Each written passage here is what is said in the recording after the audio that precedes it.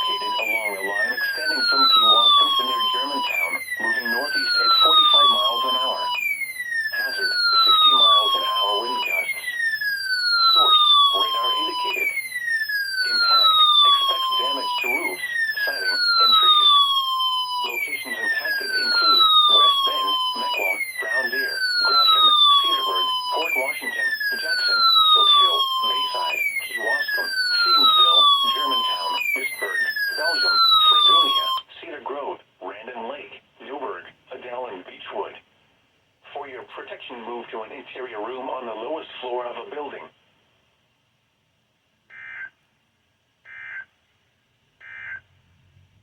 The severe thunderstorm warning for eastern Waukesha and eastern Kenosha counties is canceled.